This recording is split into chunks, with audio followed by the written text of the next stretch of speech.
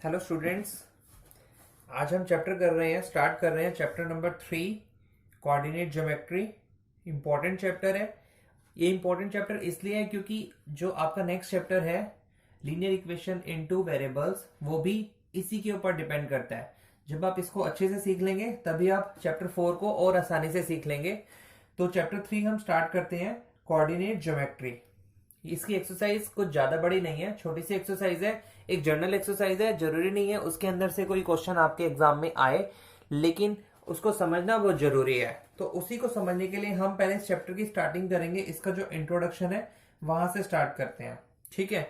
आपको मालूम है आपने नंबर सिस्टम में सीखा था, उसमें एक आपने नंबर लाइन पढ़ी थी जहां पर एक सेंटर पॉइंट को हम 0 देते थे, राइट साइड में जो होते थे उनको हम मार्क करते थे 1 2 3 4 से, और जो लेफ्ट साइड में होते थे उनको हम नेगेटिव में लिखते थे, नेगेटिव -1 -2 -3।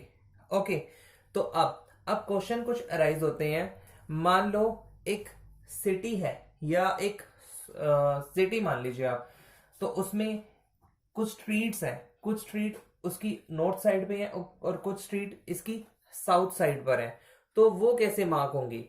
तो एक अभी जर्नल तरीके से हम कुछ स्ट्रीट मार्क कर देते हैं। मान लीजिए ये सारी आपकी स्ट्रीट्स हैं।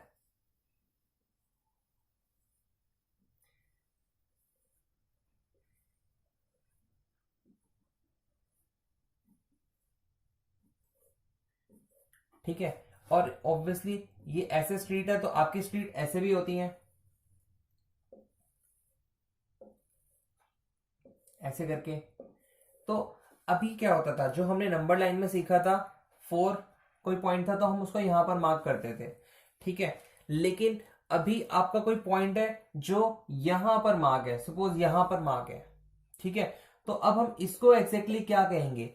ये हमारे एक सरफेस के ऊपर ये कौन सा पॉइंट बताएगा कि कहां पर ये पॉइंट है। तो इसी चीज को हमने सीखने के लिए हम इस चैप्टर को करेंगे, कोऑर्डिनेट ज्योमेट्री, ठीक है।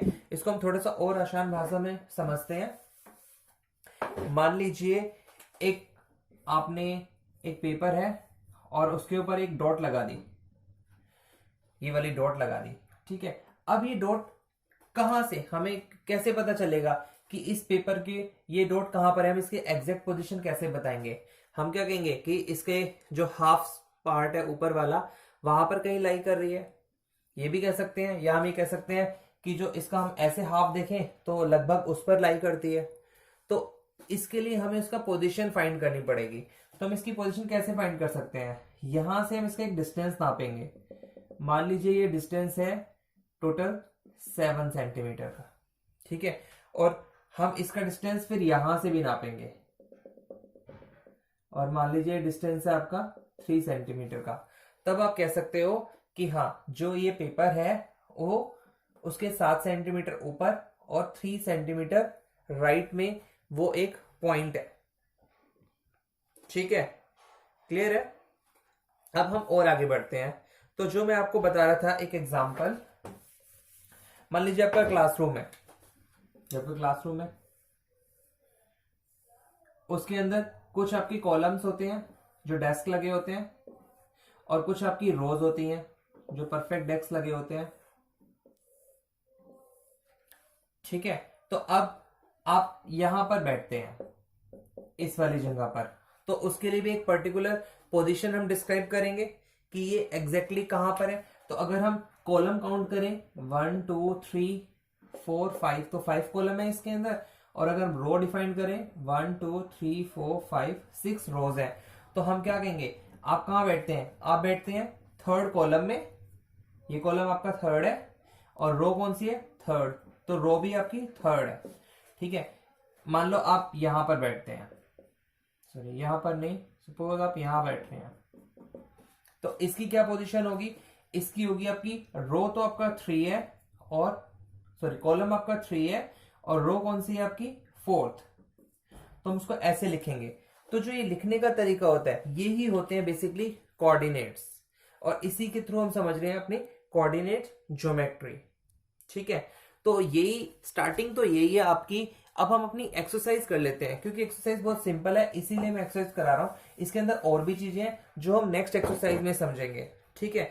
तो जो एक्सरसाइज नंबर 3.1 है उसमें पहले बताया आपने, how will you describe the position of a table lamp on your study table to another person. एक आपका स्टडी टेबल है और आपका वहां पर एक लैंप रखा हुआ है, मान लीजिए आपका लैंप रखा हुआ है, तो आप कैसे बताएंगे एक अपने दूसरे बंदे को कि वो आपका जो टेबल लैंप है वो कहां पर रखा हुआ है।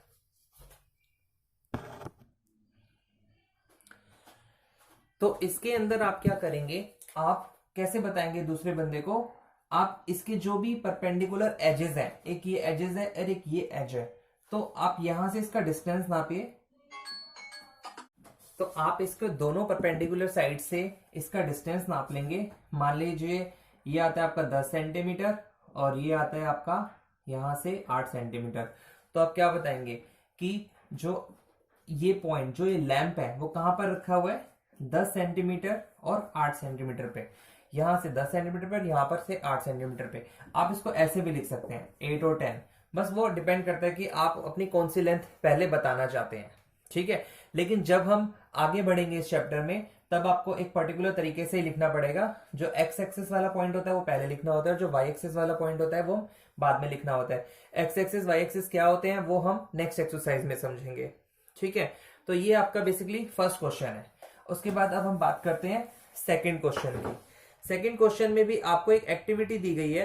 एक्टिविटी में बताना है बेसिकली कि वो क्या कहना चाहता है। जैसे उसमें स्ट्रीट प्लान है, a city has 2 main roads which cross each other at the centre of the city, ठीक है। आपकी 2 मेन रोड्स हैं जो एक सिटी को क्रॉस करती हैं। मान लीजिए 2 मेन रोड है, ठीक है, एक सिटी को क्रॉस कर रहे हैं, okay. These 2 roads are along the north south direction and east west direction. तो ये आ गया आपका ईस्ट वेस्ट डायरेक्शन और ये आ गया आपका north south direction, okay. All the other streets of the city run parallel to these roads and are 200 metre apart. जितनी भी स्ट्रीट्स हैं उस सिटी की वो सारी की सारी पैरेलल चलती हैं। मतलब मान लीजिए ये सब पैरेलल चल रही हैं, ये पैरेलल चल रही हैं आपकी, ऐसे भी और ऐसे भी। और जो सारे स्ट्रीट का जो डिस्टेंस है वो है 200 मीटर अपार्ट। ये 200 मीटर है, यहां से लेके यहां तक का डिस्टेंस। ये भी 200 है, ये भी 200 है, ये भी 200 है, यहां से यहां तक का ये भी 200 है, ठीक है। अब आगे लिखा है there are 5 streets in each direction. 5 streets हैं आपकी, तो 1 2 3 4 5 यहां मान ली और हम इधर भी मान लेते हैं 5 4 और 5 ये मान लेते हैं। इसमें कह रहा है using 1 centimetre is equal to 200 metre. तो ये हमने 200 मीटर ही माना है और ये मान लो ये पूरा का पूरा 1 सेंटीमीटर है, तो 1 सेंटीमीटर को फिलहाल हम 200 मीटर मान रहे हैं। Draw a model of your city on your notebook. Represent the road street by single lines. There are many cross street in your model. A particular cross street is made by 2 streets, one running to north south and other is east west direction, ठीक है। If second street running in the north south direction and fifth street in the east west direction meet at some crossing, वो कह रहे हैं if the second street running north south direction, जो street है जो north south में जा रही है उसकी सेकंड स्ट्रीट, मतलब ये वाली स्ट्रीट की बात कर रहे हैं, ये फर्स्ट स्ट्रीट है और ये सेकंड स्ट्रीट है, इस स्ट्रीट की बात कर रहे हैं। और and fifth in the east west direction, जो ईस्ट वेस्ट डायरेक्शन वाली स्ट्रीट है वो फिफ्थ स्ट्रीट की बात कर रहे हैं। ये फर्स्ट स्ट्रीट है, ये आपकी सेकंड है, ये थर्ड है, ये फोर्थ है और ये फिफ्थ स्ट्रीट है। इसका मतलब वो इस बॉक्स की बात कर रहे हैं, ठीक है।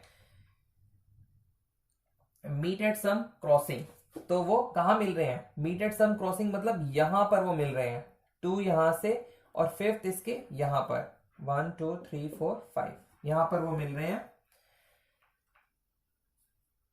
Then we will call this cross street 2 5। तो हम इस स्ट्रीट को क्या बोलेंगे, 2 और 5, मतलब ये सेकंड स्ट्रीट है, मतलब ये सेकंड है और ये फिफ्थ स्ट्रीट है, इट मीन्स ये फिफ्थ पॉइंट है।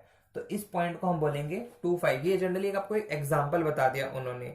उसके बाद कहा using this convention how many cross streets can be referred as 4-3। 4-3 मतलब कितनी ऐसी स्ट्रीट्स हैं जिसको आप 4-3 मार्क कर सकते हैं। जैसे सिंपल भाषा में हम समझे तो 1 2 3 4, फोर्थ स्ट्रीट आपकी ये वाली होगी यहां से यहां तक की, और थर्ड 4-3 उन्होंने लिखा है 4 और 3। तो 3 वाली कौन सी होगी, ये 1 ये 2 ये 3, तो 4 यहां पर आ रहा है, मैं नंबर लिख देता हूं यहां पर 1 2 3 और 4 यहां आ रहा है और 3 आ रहा है यहां पर, ये वाला क्रॉस। ठीक है, तो ये वाला जो है उन्होंने हमसे पूछा है how many cross streets can be referred as 4-3। तो ये वाला जो पॉइंट है, कितने सारे ऐसे पॉइंट है जिसको आप 4-3 रेफर कर सकते हो। केवल एक ही ऐसा पॉइंट होगा जिसको आप 4-3 रेफर कर सकते हो, जो 4th पे और 3 पर आकर मिल रहा है। ठीक है, तो ये क्वेश्चन बन गया आपका कि कितने पॉइंट्स ऐसे हैं जिसको 4-3 मेंशन कर सकते हो। और सेम ऐसे ही दूसरा क्वेश्चन भी दिया हुआ है how many cross streets can be referred to as 3-4। तो कितने ऐसे हैं जब आप उसको 3-4 मार्क करोगे, मतलब 3 और 4 पे कितने ऐसे पॉइंट्स हैं।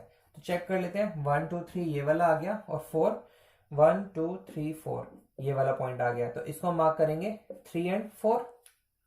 ठीक है, ये वाले पॉइंट को, तो ये भी एक ही ऐसा पॉइंट है जिसको हम 3-4 मार्क कर सकते हैं। इसका मतलब इस पूरे के पूरे प्लान में हम कहीं पर भी एक पॉइंट ले लें, मान लीजिए हमने ये पॉइंट ले लिया, तो केवल इसको हम मार्क कर सकते हैं 2 और 3। ठीक है, और कोई भी ऐसा पॉइंट नहीं है जिसको हम 2-3 मार्क कर सकते हैं।